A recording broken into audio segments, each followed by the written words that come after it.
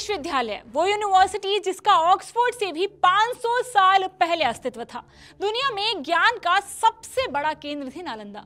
90 लाख से ज्यादा पुस्तकों का घर थी नालंदा। नालंदा विश्वविद्यालय का इतिहास 7 शताब्दियों से भी लंबा रहा है। आज वही नालंदा रुइंस या फिर नालंदा का खंडहर के नाम से मशहूर है। उस अभूतपूर्व विश्वविद्यालय को खंडहर में तब्दील करने वाला था बख्तियार खिलजी। आज वो जगह यूनेस्को की वर्ल्ड हेरिटेज साइट के रूप में संरक्षित है। आज जब नई नालंदा यूनिवर्सिटी का उद्घाटन हुआ है तो इतिहास के कुछ पन्ने पलटना भी जरूरी हो जाता है। नमस्कार, मैं हूं सुकन्या सिंह जादव और इंडिया टीवी एक्सप्लेनर में आज हम जानेंगे कि इस वर्ल्ड फेमस विश्वविद्यालय में कौन कौन पढ़ा, क्यों इसे दुनिया का सबसे समृद्ध भंडार कहा जाता है, क्या है इसके विध्वंस की कहानी। माना जाता है कि ये एक विशाल बौद्ध मठ का हिस्सा था, करीब 57 एकड़ में फैला हुआ। हालांकि आंकड़ा थोड़ा सा ऊपर नीचे हो सकता है। कुछ रिकॉर्ड्स के मुताबिक ये आम के बगीचे पर बनी थी, जिन्हें कुछ व्यापारियों ने गौतम बुद्ध को दिया था। दुनिया का सबसे समृद्ध भंडार, 300 कमरे, 7 बड़े कक्ष, पढ़ाई के लिए 9 मंजिला लाइब्रेरी। उस जमाने के हिसाब से थोड़ा असंभव सा लगता है, लेकिन यही था नालंदा विश्वविद्यालय का सही खाका।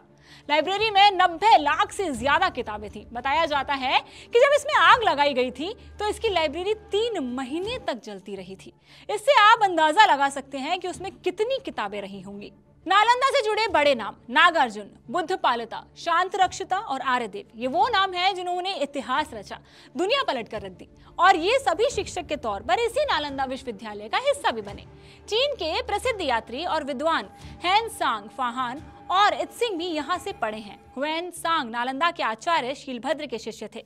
ह्वेनसांग ने 6 साल तक नालंदा विश्वविद्यालय में रहकर कानून की पढ़ाई की थी। कैसे तबाह हुई नालंदा यूनिवर्सिटी? बख्तियार खिलजी, ये नाम है नालंदा यूनिवर्सिटी को तबाह करने वाले का।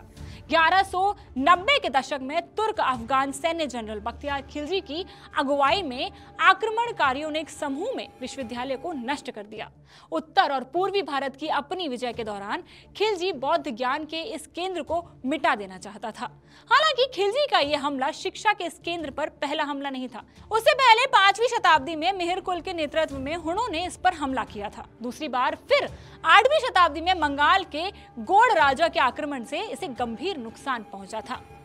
पीएम मोदी ने नालंदा विश्वविद्यालय के नए परिसर का उद्घाटन कर दिया है। कोशिश वही है कि 800 साल से ज्यादा के इंतजार के बाद ये परिसर अपने पुराने स्वरूप में लौट सके। नालंदा से जुड़ी ये जानकारी आपको कैसी लगी, हमें कमेंट सेक्शन में जरूर बताएं और ऐसी ही तमाम अपडेट्स और खबरों के लिए जुड़े रहें इंडिया टीवी के साथ।